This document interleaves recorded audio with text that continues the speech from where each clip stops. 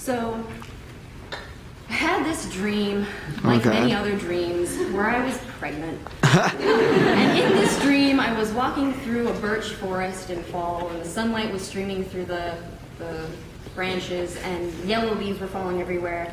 And all of a sudden, I was, touching my tummy because I was pregnant. And all of a sudden, I realized I was bleeding because I was miscarrying my child. Oh. So I found these acorns that were about this big, and unscrewed the tops, and collected my miscarried child, and buried them under an oak tree. And I started crying because I had miscarried my pregnancy. And I was like, Alice in Dubai, I'm so sorry. And so I woke up, and I looked at my boyfriend, Kenny, and I said, Kenny, I had this dream. I miscarried a child. Her name was Alice in Dubai. I've never named a child Alice in Dubai in my mind in real life. And he was like, Liz, it was a dream. It's really not that big of a deal. And I was like, no, it's a big deal. I was like, I'm going to write poems about this, and they are going to be letters, and they are going to be good. They're not that good yet. However, there is one that I think is okay, and I'm going to read it to you. Dear Alice in Dubai, every time I see Mama these days, she crosses my forehead when I walk into her house and when I leave, rubbing the edge of her thumb in a quick T as she hugs me, like I won't notice she's left her mark. When she puts her hands on my stomach, she tells me she can feel the energy flowing through me, tells me that I'm still healthy, fertile. Yet she swipes my forehead every time, like she's checking me in and out. Sometimes when I fall asleep on her couch, I wake up with her hands on my face, poised, crossing. Before you left, she used to tell me that she could see God in you, that I had little creatures of light shooting around my head. I, blessed. When she touched me, she told me that she could feel you growing. Couldn't I feel it? Couldn't I feel how the light moved in and out? I couldn't. I only felt the swell, the sickness. I wrote myself into you, Allison. I went from being individual to divided, from me to you and I. I had named you a different name. I had prepared a crib, a rocking chair, your favorite color, and stuffed animals. I thought I was selfless to do such and such things in such and such fashion. When Mama touches me now, my skin tingles. The temperature changes cool or warm where her hands rest. I see light surround the tips of her ears, of her fingers. Her image of God is enough to keep me occupied, for now, enough to keep me thinking that your absence has meaning, and that she'll tell me what that meaning is. Love, your mother. So I have two more. I'm going to take a drink of water. This is a poem I wrote over the summer.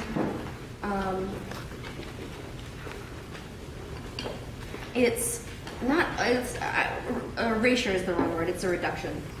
It's got 3 sections, it's called Empty Nest. And this is for Kenny. I look up towards his face, an empty nest on his chin, and, peeking out from behind his neck, a hand.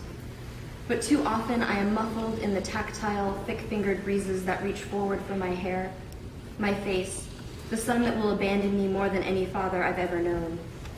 Is it possible to swim through, breathe, cotton, and clouds? I would like to knit him a blanket made of rain, but I never grappled with the wheel and the sky. I can spin him so he's held together by motion, even when still, a jar full of fireflies alive in the morning. He will not acquiesce for this containment, though, will always dig us out homes where I will remain beneath him, unable to use these hands to transform the raw materials into trinkets. He is the formative one, drawing my outline without ribs, without lids and lips, and as I come into it, I fill the mold like a good citizen. The safety of spaces enclosed by lines. Once, he left his web on my stomach. I drew the threads out the entire way until I was cocooned.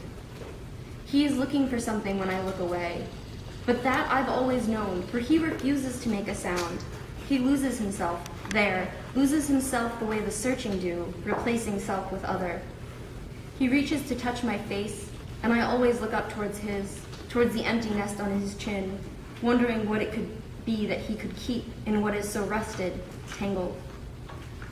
And his empty hand, too often in the tactile reach. My son will abandon more clouds. I would like him made of rain, but I grappled with motion, still full of mourning.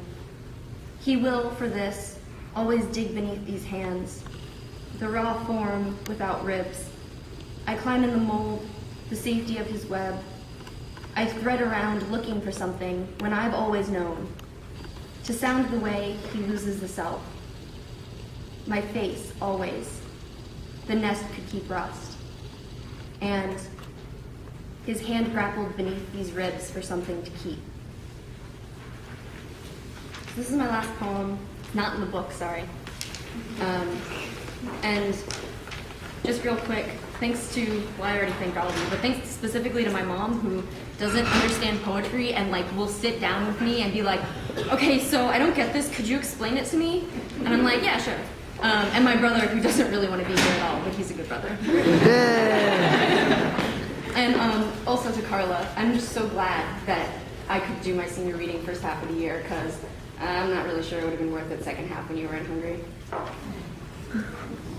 Oh, I know, she's so wonderful. So this is a villanelle. By the way, Aaron wrote his villanelles because I told him I had written this villanelle. And it's called Following. And when you look behind you, you'll see me following, steps flat, measured, and a face bent towards amiable. A bird is grounded low without its hollow wings. It's a recognizable sound, the way a swallow sings into the air, seeming to ask, if I do this, am I able? And when you look behind you, you'll see me following their sounds, the way they hide their trinkets in the trees, balls and strings we lost as children, kites tangled deep within the maple. A bird is grounded low without its hollow wings, in bird baths, on cobbled paths, stuck wallowing in the cold water, thick with red leaves. You believe this fable, and when you look behind you, you'll see me following. See, your eyes are grounded, hands that swing slowly, looking for some acorn or finch to cradle.